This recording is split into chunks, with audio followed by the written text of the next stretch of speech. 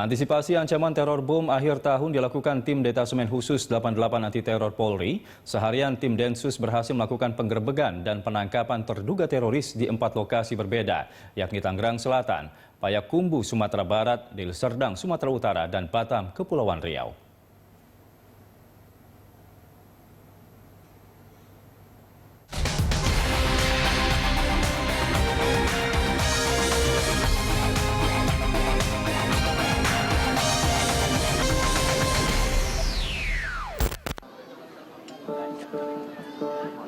Tim Detasemen Khusus 88 Anti Teror Polri menggerebek terduga teroris di Kampung Curug, Kelurahan Babakan, Kecamatan Setu, Tangerang Selatan, Banten pada Rabu 21 Desember 2016.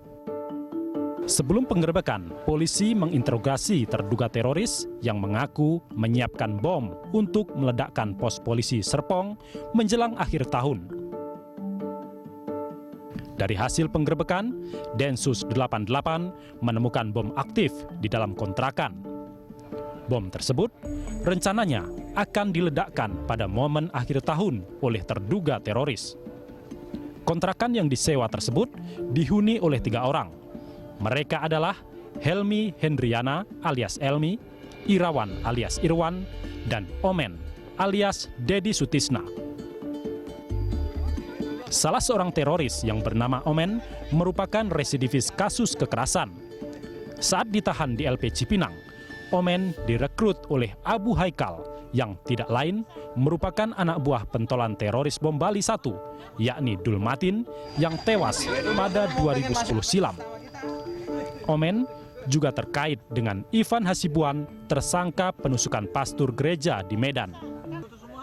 Ini memang kelompok ini sebetulnya nyambung juga, dia direkrut di dalam LP Cipinang ya, karena dulunya dia tersangka salah satu pimpinan kelompok ini namanya OM ini alias AR ini, dia terkait dengan Ivan Hasibuan yang tersangka penusukan yang di gereja, yang di pastor gereja yang di Medan. Masih ingat mungkin beberapa waktu lalu ya. Ya. Kemudian dia juga terkait dengan salah satu anak buah almarhum Dul Matin namanya Abu Haikal yang ditahan di Lapas Cipinang. Jadi pertemuan mereka ini sudah dia napi kasus kekerasan dulu, kekerasan kriminal biasa ya, bukan teror, tapi direkrut di dalam lapas oleh Abu Haikal, anak buahnya Dul Matin. Penggerebekan diawali dengan aksi pengepungan. Petugas sempat membujuk ketiga teroris untuk menyerahkan diri. Namun ajakan itu justru dibalas serangan. Salah seorang terduga teroris melemparkan sebuah bom ke arah petugas, namun gagal meledak. Tidak hanya itu, dari dalam rumah, para pelaku juga mengarahkan moncong senjata api jenis revolver ke petugas. Merasa terancam, Densus 88 Anti Teror melepaskan tembakan ke arah pelaku. Omen, Irwan, dan Helmi tumbang dan langsung meregang nyawa terkena pelor panas petugas. Ketiganya tewas di rumah kontrakan yang baru ditempati selama 20 hari itu. Sudah dilakukan warning kepada mereka, tapi mereka melakukan perlawanan. Sudah mengeluarkan senjata, revolver, 1 revolver, dan bom yang siap ledak, sehingga dengan sangat menyesal dan terpaksa harus dilakukan tindakan tegas karena adanya ancaman yang dapat mematikan petugas, sehingga petugas memiliki kewenangan untuk juga melakukan tindakan keras kepada mereka untuk melumpuhkan mereka. Operasi penggerebekan itu berdasarkan pengembangan operasi penangkapan Dian Yulianovi di sebuah rumah kos di Jalan Bintara Jaya 8, Kelurahan Bintara Jaya, Kecamatan Bekasi Barat, Kota Bekasi, pada Sabtu 10 Desember 2016. Dian merupakan calon pengantin yang dipersiapkan untuk beraksi melakukan bom bunuh diri di pos penjagaan Istana Kepresidenan pada Minggu 1 Desember. Temuan bom di dalam rumah kontrakan bertambah karena Densus juga menyita tas ransel lainnya yang diduga berisi bom atau bahan peledak lain. Setelah dihitung, bom yang ditemukan berjumlah sedikitnya 14 buah. Sebagian bom yang ditemukan langsung dijinakkan dengan cara diledakkan di sekitar lokasi, sebagian lainnya dibawa untuk diperiksa lebih lanjut. Satu bom, satu ledakan. Satu bom, satu ledakan. Ada 11 bom ya, Pak? Iya. Berarti ada 11 pipa, Pak? Bomnya berapa, Pak? Kenapa? Total bomnya. Sisa 3. Jadi 14 ya. Berarti ada 14 ya, Pak ya? Tapi itu pun sampai sekarang ya, karena tadi ada informasi untuk mengecek ruangan belakangnya. Selang beberapa jam dari penggerebekan di Tangsel, tim Densus 88 juga melakukan penangkapan terduga teroris di 3 lokasi berbeda. Pada pukul 9.30 waktu Indonesia Barat, seorang terduga teroris jaringan Solo 2015 bernama John Tanamal alias Hamzah ditangkap di Kelurahan Balainan Duo, Payakumbuh Barat, Payakumbuh, Sumatera Barat. Hamzah diduga sebagai salah satu sumber pendanaan pembuatan bahan peledak dan bom untuk kelompok Abi Zaid yang terkait jaringan pengeboman di Solo tahun lalu. Warga yang diketahui bernama Hamzah atau John Tanamal bekerja di bengkel las. Dalam penggeledahan ditemukan sejumlah barang bukti seperti buku, kamera, ransel, dan GPS yang diduga terkait rencana aksi teror. Dilakukan penangkapan dan penggeledahan bengkel dengan inisial H alias JT. Yang bersangkutan ini terlibat jaringan teroris Solo, yang mana kawan-kawannya sudah tertangkap pada bulan November 2015. Berikutnya, pukul 12, tim Densus bersama Polda Sumatera Utara mengamankan seorang terduga teroris atas nama Syafi'i.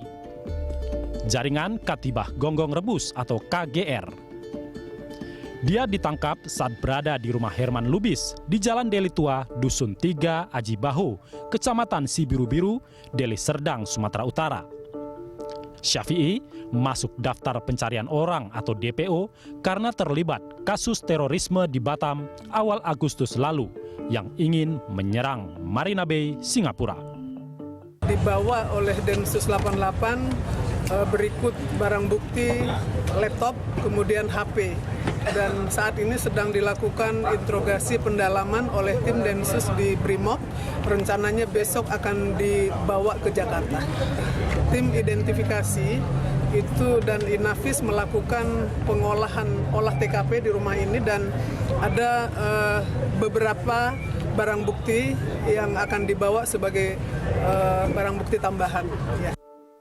Di lokasi keempat, di Kafling Sagulung Bahagia, Blok N2, Kelurahan Sungai Lekop, Kecamatan Sagulung, Kota Batam, Kepulauan Riau, polisi menangkap Abisya alias HA, seorang terduga teroris jaringan Katibah Gonggong Rebus atau KGR.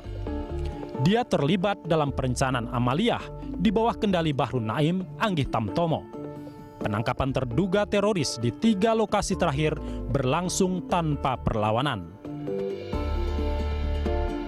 Presiden Joko Widodo mengapresiasi gerak cepat tim Densus 88 terkait penemuan bom aktif di Tangerang Selatan.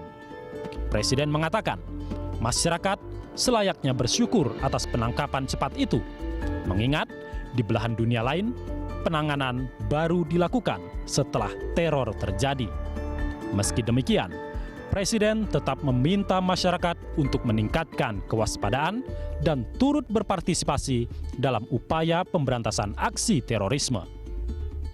Sekali lagi saya ingin memberikan penghargaan yang tinggi pada Densus 88, pada Kapolri, seluruh jajaran Polri yang telah bisa mengantisipasi sebelum kejadian sehingga hal-hal yang tidak kita inginkan bisa dicegah sebelum kejadian. Saat ini, persoalan terorisme bukan lagi hanya menjadi milik Indonesia. Indonesia hanya salah satu negara yang menjadi sasaran aksi kelompok teror. Saya kira semua negara mengalami hal yang sama. Oleh sebab itu, kita berharap masyarakat juga ikut serta membentengi negara ini dari terorisme, dari radikalisme. Keberhasilan Polri mengungkap, menemukan bom aktif, dan menangkap terduga teroris tidak boleh membuat semua pihak berpuas diri. Pasalnya, saat ini ketahanan nasional sedang diuji. Jika rencana ISIS membangun basis di Asia Tenggara tidak segera ditangkal. Temuan bom aktif oleh Densus 88 di Bekasi harus dilihat sebagai indikasi bahwa sel-sel terorisme di dalam negeri masih sangat aktif dan terus mencari ruang untuk merusak ketahanan nasional. Indikasi lain adalah bahaya terorisme yang jaraknya semakin dekat ke Indonesia. Ketika kelompok ISIS memilih dan membangun kawasan Filipina Selatan sebagai home base di Asia Tenggara. Kembalinya puluhan simpatisan ISIS warga negara Indonesia ke tanah air juga harus dilihat sebagai sebuah bentuk ancaman yang harus diwaspadai. Oleh karena itu, penggerebekan dan penangkapan terduga teroris yang terjadi bersamaan merupakan momentum yang baik. Upaya tersebut tidak dilakukan secara tiba-tiba, namun telah melalui penyelidikan mendalam dan memakan waktu lama. Di sisi lain, cepat atau lambat, pengungkapan kasus terorisme sangat tergantung alat bukti dan keterangan yang diperoleh. Jika polisi mendapatkan keterangan, maka akan dilakukan pengawasan secara intensif. Penangkapan yang banyak seperti saat ini merupakan momentum yang tidak boleh dibiarkan begitu saja. Tim Liputan, Berita 1.